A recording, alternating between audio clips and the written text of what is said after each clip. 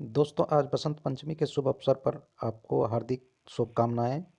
Jharkhand board के अंदर पढ़ने वाले छात्र छात्राओं के लिए एक बहुत बड़ी अपडेट आज आ रही है। यहाँ पे हेडिंग में आप देख रहे हैं कि मैट्रिक इंटर परीक्षा होली के बाद दूसरी एक साथ 2 टर्मों की परीक्षा होगी। प्रारूप में कोई बदलाव नहीं। दोस्तों, शुक्रवार को शिक्षा सचिव राजेश कुमार शर्मा और विभाग के अधिकारी, जिलों के डीओ इत्यादि के साथ बैठक की गई। बैठक में मैट्रिक और इंटर की परीक्षा कैसे ली जाएगी, कब होगी, इसका पैटर्न क्या रहेगा, ये सारी बातों पर चर्चा की गई। परीक्षा कहाँ होगी, किस तरह से होगी, यदि होम सेंटर पर परीक्षा ली जाएगी तो उनमें क्या क्या परेशानी आ सकती है, ये सभी बातें चर्चा में आई। चर्चा होने के बाद तय किया गया कि पूर्व में जो दिशा निर्देश जारी की गई थी उसमें कोई बदलाव नहीं होगा। अर्थात परीक्षा का जो पैटर्न था, 2 टर्म में परीक्षा लेने की थी, वो 2 टर्म में परीक्षा होगी। लेकिन इसमें एक बड़ी बात यह है कि दोनों टर्म की परीक्षा एक साथ होगी और परीक्षा का समय 3 घंटे का होगा। 3 घंटे में 1.5 घंटे का ऑब्जेक्टिव रहेगा। 1.5 घंटे में आपको ऑब्जेक्टिव प्रश्न रहेंगे और शेष 1.5 घंटा जो बचेगा वो आपको लिखित रूप में सब्जेक्टिव के तौर पर लिखना होगा। उत्तर पुस्तिका पर परीक्षा लिखनी होगी। यहाँ पे आप देख रहे हैं कि परीक्षा के प्रारूप को लेकर शिक्षा विभाग के अधिकारियों की बैठक हुई। आधे सवाल 1-1 अंक के होंगे। पहले OMR सीट पर होगी और फिर उत्तर पुस्तिका पर होगी। यहाँ पे पूरी डिटेल आप पॉज करके पढ़ सकते हैं।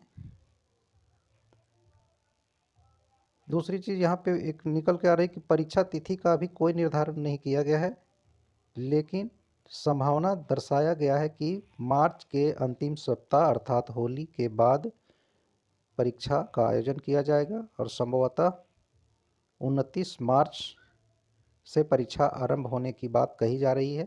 होली 19 मार्च को पड़ रहा है। ऐसे में परीक्षार्थियों के लिए अब बहुत कम समय बचा हुआ है और सेकंड टर्म का जो तैयारी है वो अपूर्ण है, उसको जल्दी जल्दी पूरा करने की सोचना है। तो ये जान लेना है दोस्तों कि पहले 1.5 घंटे की जो परीक्षा होगी वो OMR सीट पर होगी और दूसरा जो 1.5 घंटे की होगी वो उत्तर पुस्तिका पर ली जाएगी। हर विषय की परीक्षा के बाद 1 दिन का गैप दिया जाएगा, अंतराल दिया जाएगा।